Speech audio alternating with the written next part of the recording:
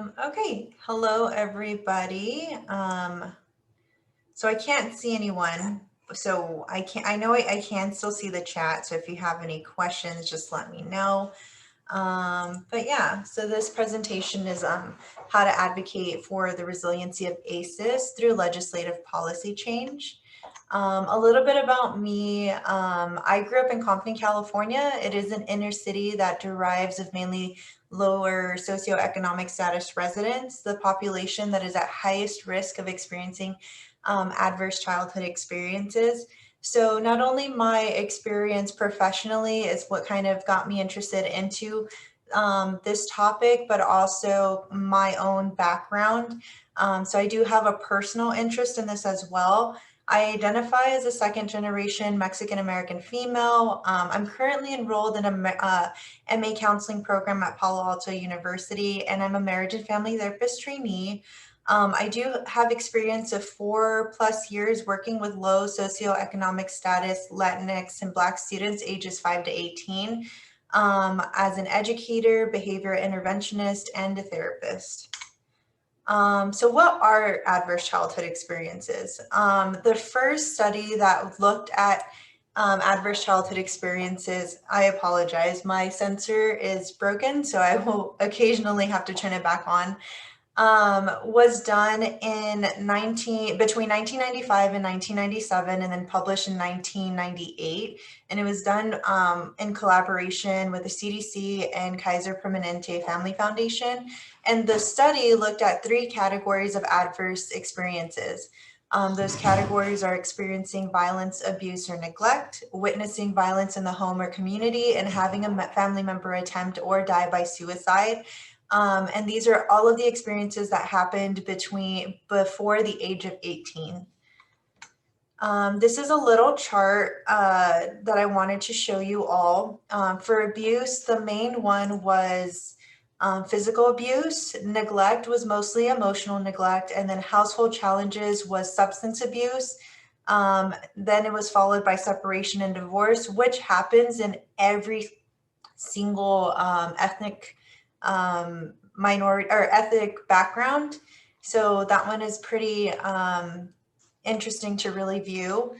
So our learning objectives for today are discover how you can advocate for the resiliency of ACEs through legislative policy changes by learning how counselors are currently advocating, as well as what legislative policies have already passed. Learn how ACEs contribute to systemic disadvantages towards certain demographics, such as race and socioeconomic status, and which clients can be considered high risk of having ACEs and passing their ACEs to the next generation.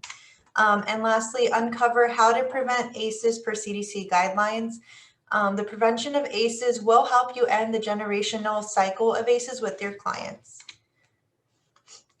So before we begin, I want everyone here to take the ACE test. I pulled this test from the Stop Abuse Campaign website, but it was contrived by the CDC and Kaiser Permanente study. I'm just going to show you really quickly kind of what that looks like. And I'm going to share the link to complete the quiz in the chat in just one moment.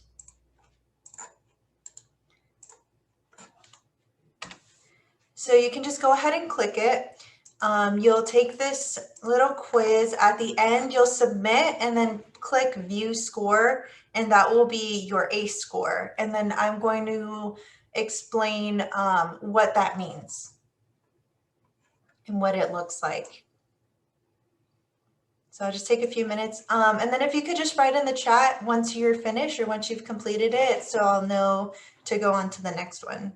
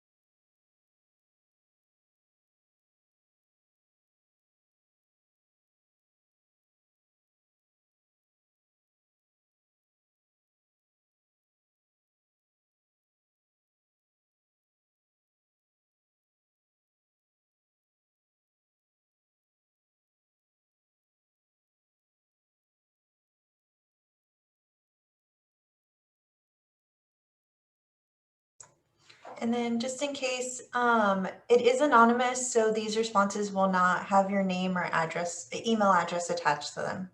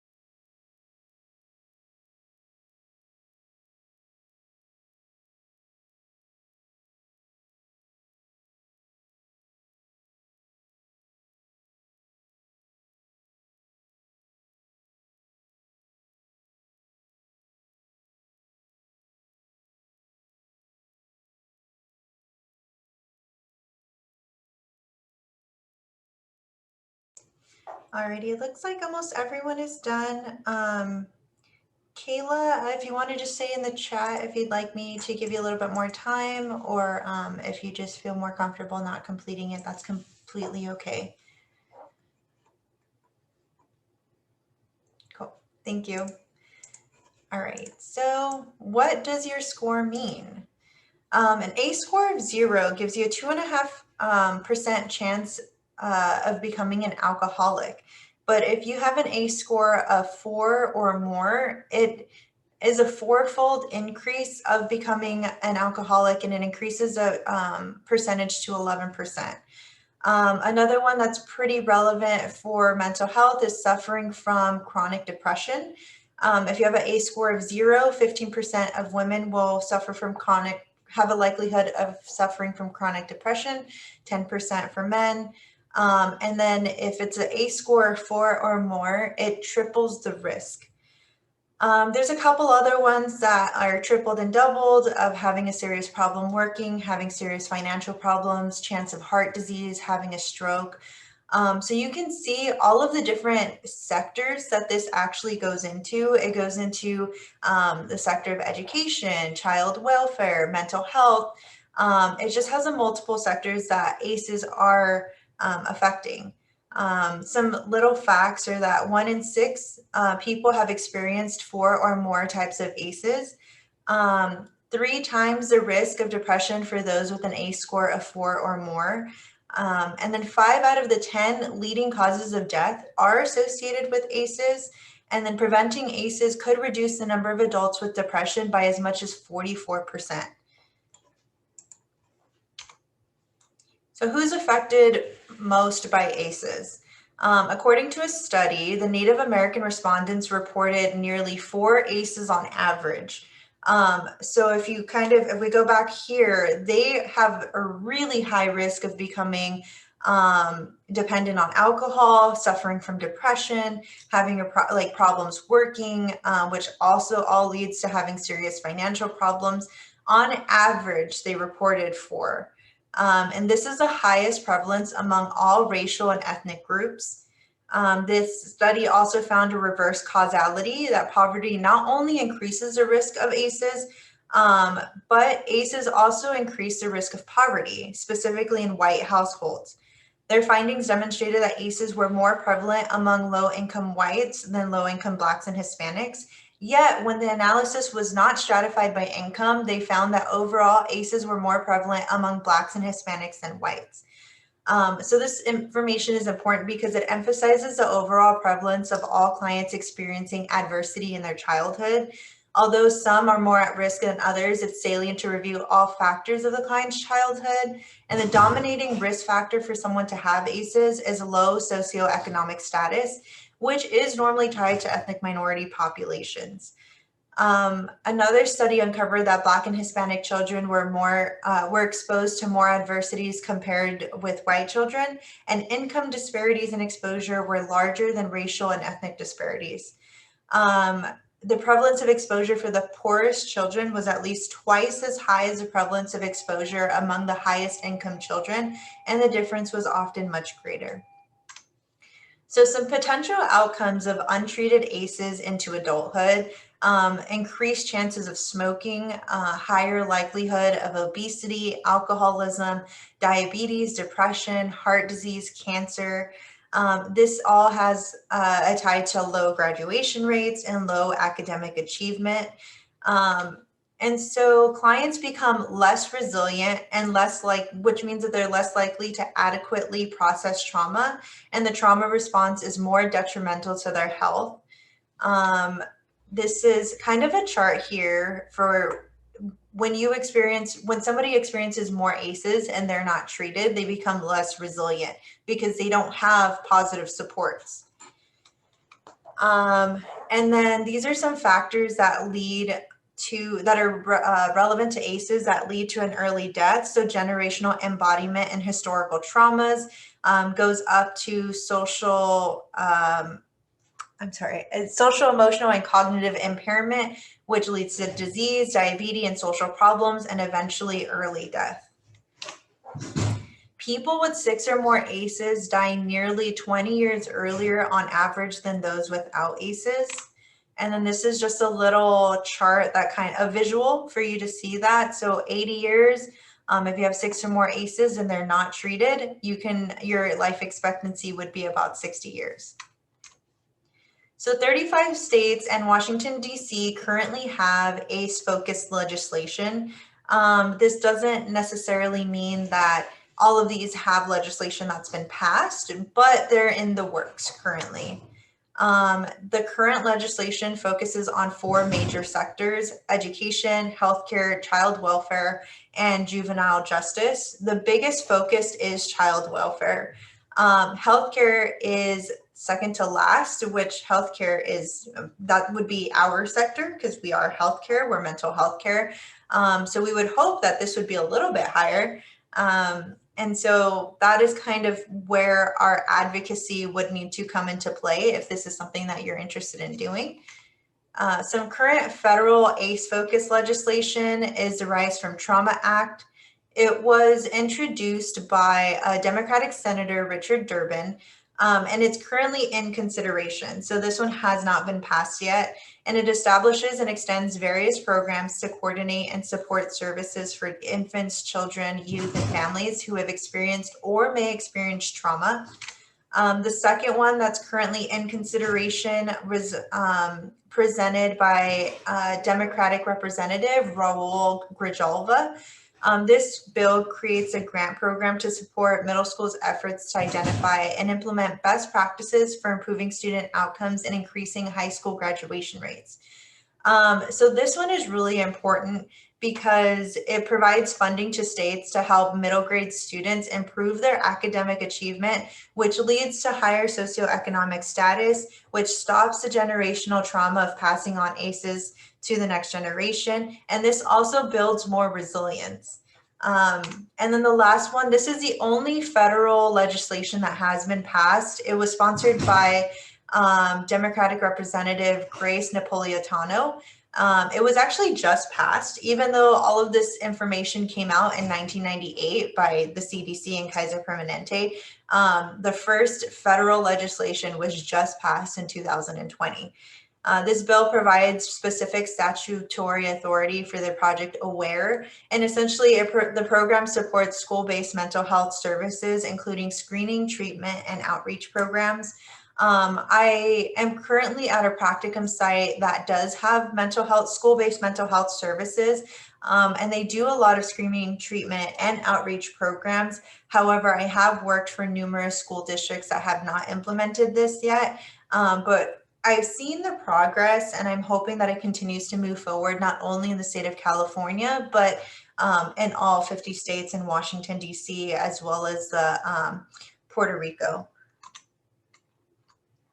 Oops. So a few ways counselors are fighting ACEs now. The Center for Child Counseling, which is based in Palm Beach County, is working with leaders and stakeholders and organizations throughout the county to help create a trauma-informed community. Partnered with the school district of Palm Beach County to train principals, teachers, staff, and leadership on the impact of toxic stress and trauma. So they're reaching out to the rest of their community, and they're hoping to bring it more statewide so that they can assist all of Florida and not just stay within one county in Florida. Also, the Adverse Childhood Experience Awareness is helping to create a greater Memphis community. So they're based over in Memphis, Tennessee, and they're hoping to catalyze a statewide movement for all of Tennessee. So they are at no cost supports the health development of Memphis children, their families, and the community. And ACE Awareness developed Universal Parenting Places, UPPs.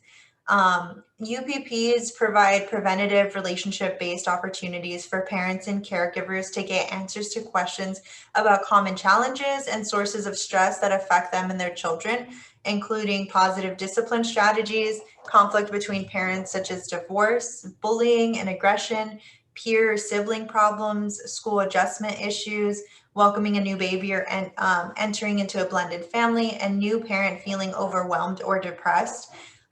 So they're helping to treat ACEs and giving the education to parents so that they can help their children, and then those children can continue on the psychoeducation for their children and parenting style for theirs. They have three major objectives, which is educate Greater Memphis about ACEs, this is a huge one. The education aspect on ACEs is huge, like awareness for any kind of disorder or anything like that is always the where to start. So if in your community no one is really aware of ACEs, providing that psychoeducation, providing that information is one of the biggest ways that you can help advocate for the resiliency of ACEs and through legislation as well.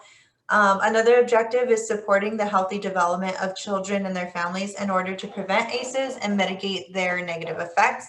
And they're working to change local and state systems and practices to support prevention efforts. So how can you advocate? This is the biggest one. This is why we're here. Advocates provide blueprints for others to do prevention work in their own communities. Providers need to apply a trauma-informed approach in their practices to promote the care required for recovery for the children and adolescents exposed to trauma.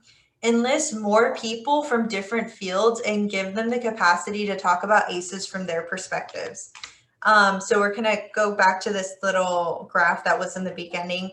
So the different sectors: education, healthcare, child welfare, and juvenile justice. So not just focusing on one sector, but getting them to all come together in order to support legislation. And kind of something that comes to my head when I think of this is it takes a village to raise a child. And this is essentially what that's saying. It says that we can't just focus on one aspect. We can't just focus on child welfare. We can't just focus on education. We need to focus on everything that affects a child's life in order to prevent ACEs and to promote resiliency.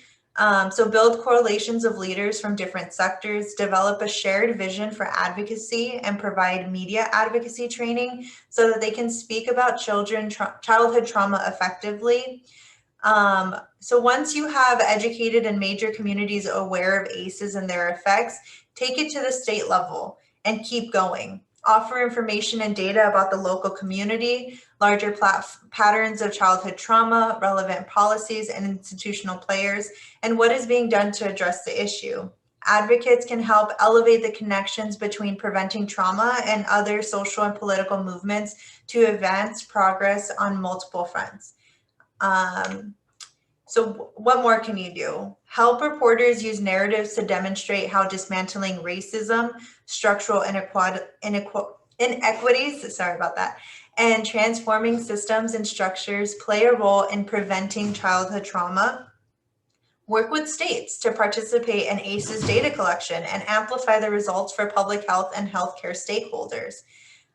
Community-based counselors can promote use of ACEs data as part of their community health needs assessment and community benefit planning, and learn more about ACEs yourself.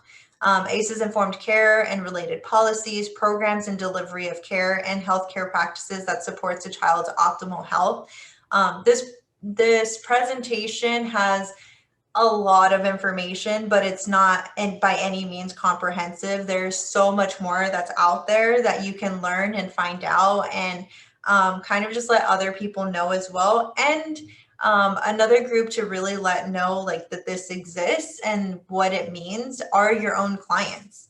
Letting them know where their trauma is deriving from, what they can do to help give themselves some more positive experiences so that they can build more resiliency.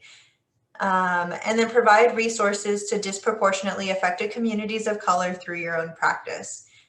This one is one that is within our reach. We don't have to depend on other people to do this. Like, this is something that we can do ourselves. If there's like if you want to know where to start, this would be a great way to start, is providing the resources to disproportionately affected communities.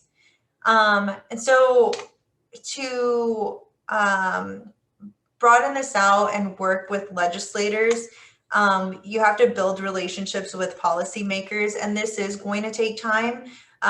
This is also like the highest level of advocacy that you can do. So the federal level, you would be talking to U.S. senators and representatives, get to know the staff members at their local offices. Obviously, we can't just go to a senator and say, hey, unless we know them personally, but we can't really go to a senator or representative and kind of say like, hey, I want to talk to you about this. So to start building that relationship, really get to know the staff members at their local offices, and then the strong relationships with staff members can help build a pipeline to Washington. State and local level, make a commitment to communicate regularly with state and local officials, attend town hall meetings, do district visits, get active on social media, host community events and fundraisers. And then some questions to consider while you're doing this are like, who are you? Are you representing an organization, or are you acting as a private citizen?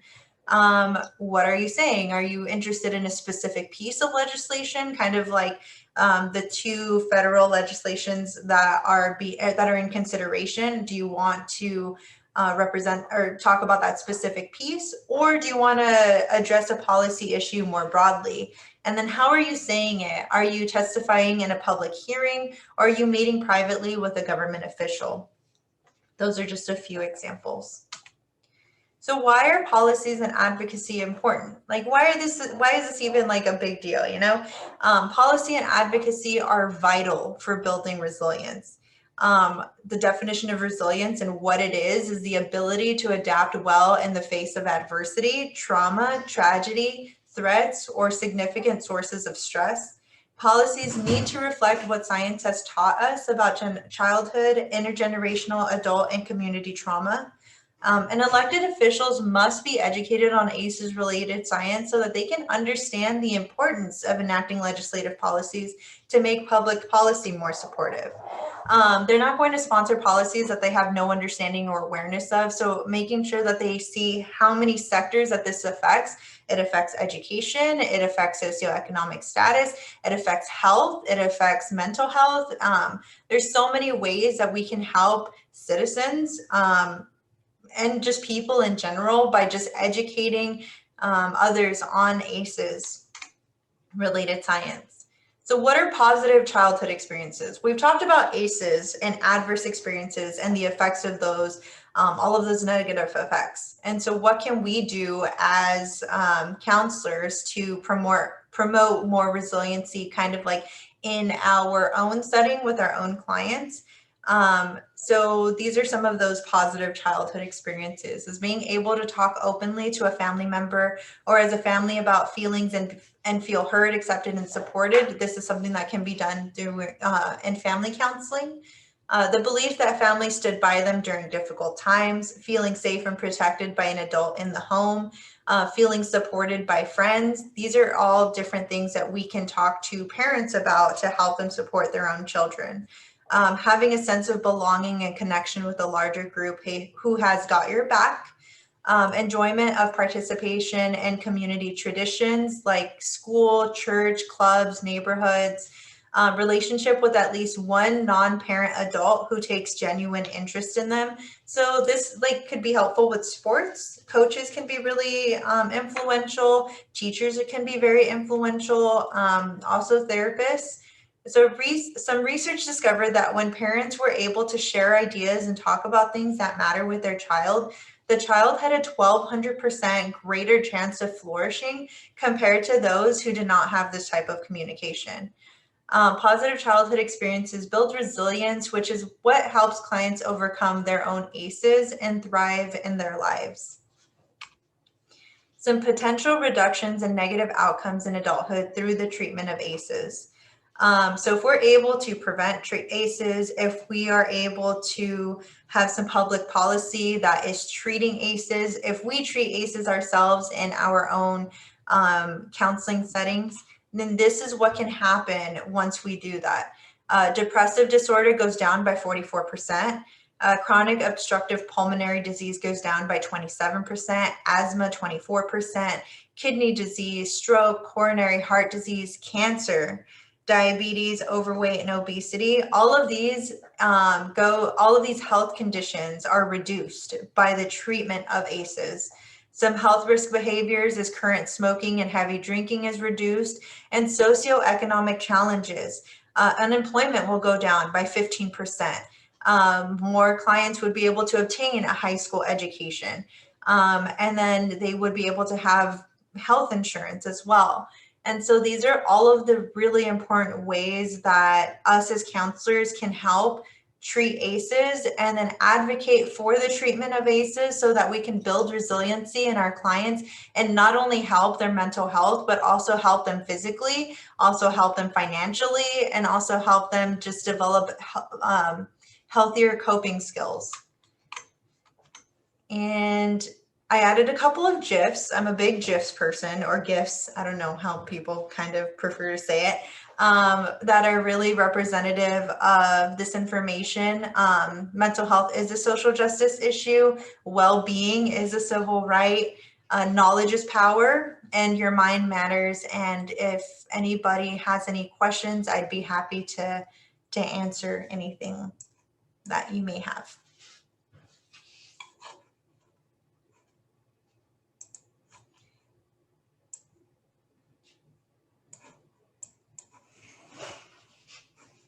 I think I have everyone here.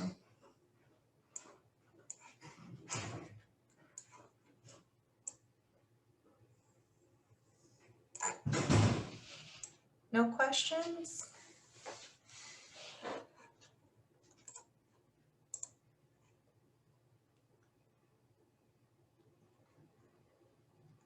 Yeah, so so there's a question by Carly in the chat. She asked if I can talk more about my own experience with working with children with ACEs. Something that I really enjoy doing with my own clients, whether they were in the behavior therapy when I was a behavior therapist or now as a marriage and family therapist, is really promoting that resiliency and that connection with them. So that they don't have just one adult or their families that they can look towards. They can also look towards me and build that positive relationship. I work at a school district, so I also try to talk to them about building relationships with their teachers, coaches, with their school counselors. Those are all really influential people that they can talk to and kind of create a more positive support. Something that I didn't explain on this last one was here. So kind of remembering back in the beginning what this teeter-totter looked like. So everyone's going to have negative experiences. As much as we try to prevent them, like it's kind of just life. But what we can do to put the teeter-totter in our favor, not as clinical counselors, but as people, is create more positive supports and create this more resilient type of child, adult, and future leader, possibly. So those have been my experiences. Also communication. providing education about communication and how my clients can talk to the people that have caused any kind of trauma towards them. I currently have a few clients who have really toxic type of relationships with their dad, in which they are consistently put down, or they've seen some domestic violence happen between mom and dad, and providing them this education and a way to communicate and a way to have some coping skills so that it doesn't affect them so deeply, and that they can carry it onto their adult lives, since I do work with adolescents. Kayla asks, so if the ACEs are treated even into adulthood, the possibility for those health problems are significantly reduced? Yes. So even if the ACEs are treated in adulthood, if they have a certain disease, let's say cancer. So it's not, obviously it's not going to cure the cancer, because there are also physical anomalies that are kind of going on with that, but it does help to reduce the chances or reduce the severity of that disease. And obviously there are other factors that come into play as well, like for heart disease, dieting, and things like that. But treating ACEs can help to reduce the severity of all of them. Does that kind of answer your question, Kayla?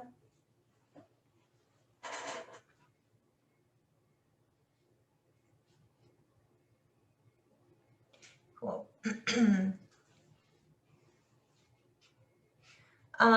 Dr. Lamar wrote, advocacy can be such an overwhelming thing to think about with everything we have to do as counselors. How do you suggest for counselors wanting to engage in legislative advocacy as a first step? I would say have smaller goals. Like, don't kind of say, okay, now I want to hurry up and go to the federal level. I would say first start with your own community, maybe even in your own center, wherever you're working. And starting small and seeing how that goes and how that affects your own mental health and your own well-being. If that's kind of what your schedule is looking like, then that is amazing. You know, just taking that first step and working in your own community or working in your own center is doing a lot for your clients and for future clients and just people in general. If you feel like you have made a difference in your community, or you have built relationships with other people that are interested in doing this for advocacy, then that's when you can start to branch out and you can start going larger. But I would say be very aware of your own well-being and your own self-care to make sure that you're not overwhelmed. But know that just taking one step, which is like in your own center, is doing an amazing amount of work just in and of itself. It's just that if you want to continue to go, there are a lot of steps that you can go ahead and push forward to.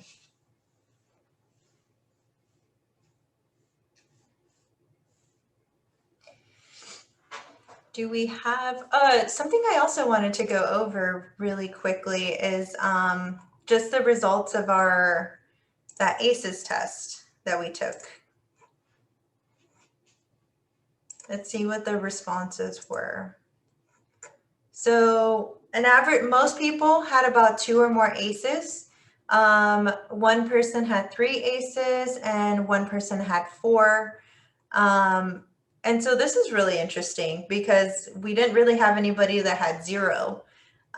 So it kind of shows that a lot of it's from experience and from conversation with other people that focus on ACEs. They say it's very rare to meet somebody with 0 ACEs. But it's possible, you know.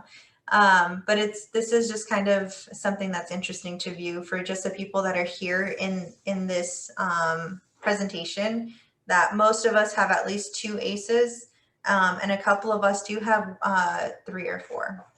So just wanted to show that to you all. If no one has any more questions, that is pretty much all of my presentation. I'd be happy to share my resources and different things that I did. I can also put my email in the chat if anyone would like to contact me or find some more information. Actually, yes, Kelly, can you go ahead and do that? just so you can all do the poll questions.